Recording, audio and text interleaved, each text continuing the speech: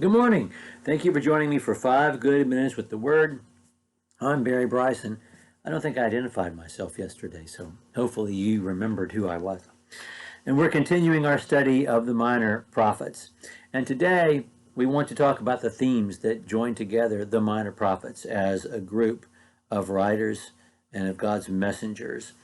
We took 3 days really to talk about the history and the cultural background of the minor prophets, and my plan is that tomorrow we're going to enter into a study, begin our study of the book of Hosea. We're going to take the minor prophets in biblical sequence because it's almost impossible to put them into chronological order because some of them are nearly impossible to date. Although I think Jonah, which is a singular work in all the Bible, is probably the first of the minor prophets to occur, if not to be written.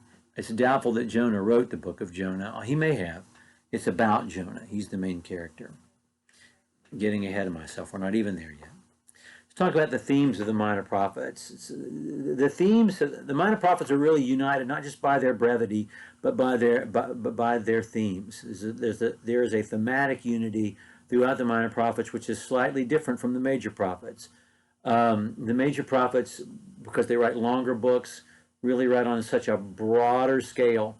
In terms of subject matter, a book like Ezekiel has a much narrower focus than, say, the book of Amos does, but not nearly so broad a focus as Isaiah. Isaiah is an epic, the way the Iliad and the Odyssey is an epic, but it's a salvation epic that doesn't end until final judgment in the last chapter. There are certain themes that tie together the minor prophets, whether they're writing to the northern kingdom, the southern kingdom, the returnees, or the nations.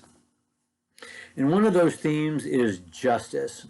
God's justice, his justification for his actions, that people are getting what they deserve, maybe sometimes not as much as they do because God is a good and a gracious God, but any of the punishment that comes the way of a nation is clearly deserved. And then there's the individual living lives of justice, not just lives of piety on the outside, not just lives of observance, but lives of economic justice as well. There's the theme of captivity, being headed to captivity, living in captivity, or returning from captivity, that ties together really every one of these prophets. As far into the future as Malachi. We're still dealing with the issues of captivity. And remember, there were 2 captivities. There's the Assyrian captivity of the northern kingdom. There was no great return from that, although some did trickle back. We meet Anna of the tribe of Asher in the book of Luke, and she's from the northern tribes. And so some did come back. But we do have an actual organized, state-sponsored return to Jerusalem after Babylonian captivity, not by the Babylonians, of course, but by the Persians.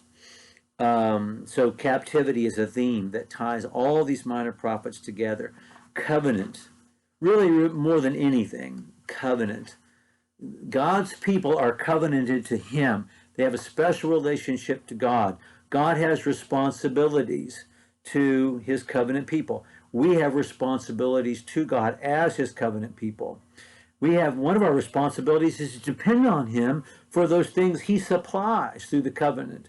So one of the issues that ties together the minor prophets is international alliances, because God's people established in the promised land under the judges and then under Saul and David and Solomon, they are a theocracy, but not the kind of theocracy that we think of when we think about, I don't know, maybe Sharia Muslim states, or that you read about in a Margaret Atwood book.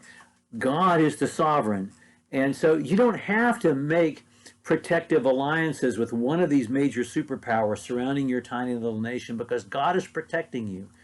And God single-handedly, with an angel, destroyed the Assyrian army when it invaded, because God wanted to. You don't need these international alliances. God is your covenant God. He's bound by the covenant to care for you and protect you, so you need to depend on him. And that's a theme throughout. Also, as his covenant people, we have to be faithful to him as our one and only God, because he is the only God who exists, and he's our God. And so the theme of idolatry and the betrayal, the adulterous betrayal of idolatry is a theme that runs throughout the minor prophets. And then there is the theme of social justice that is there in almost every one of these prophets, the theme of social justice, income inequality. God set up a specific economic system that rewarded initiative but prevented the accumulation of massive amounts of wealth, and so established not socialism, but the prevention of radical income inequality in his economic system, and that's being violated. And some people are super rich and others are suffering, and it's in violation of God's system. And that is in many of the minor prophets, and it's a theme that is there kind of throughout. Well, we're going to begin with a study of Hosea tomorrow, and we're going to focus on idolatry as adultery because of the covenant relationship with God. Before we leave, though, two words that we need to keep in mind that are key in every one of the minor prophets. One is the word to know, yada. It doesn't just mean to have the information in your head. It means to intimately know. So much that we use that phrase to know. Sometimes we say, metaphorically, he knew her in the biblical sense. We know what that means when we say that. The King James literally translate, Adam knew his wife Eve, and she conceived and bore a son. That's that word to know. It means to have intimate relationship and knowledge with, not just to have the information in your head. And knowledge of God means to have intimate relationship, close relationship, appropriate relationship with the one true God to whom we are covenanted. And then there's the word chesed in the Hebrew, which is translated loving kindness, mercy, a variety of things, but really defies easy translation into an English word. It means covenant loyalty. It means all the things that the covenant implies. When you're covenanted to somebody, husband to wife, person to nation, child of God to God, that covenant means something. It means that you owe something to the person to whom you are covenanted, and they owe things to you. And your whole relationship is based upon keeping those covenants. That's what that word means. And it's in every one of the minor prophets. It's so important throughout all the Old Testament. And we're going to see it feature as the prominent theme of the book of Hosea when we begin this study tomorrow. Thank you for joining me. And we'll talk about Hosea when we're together next time.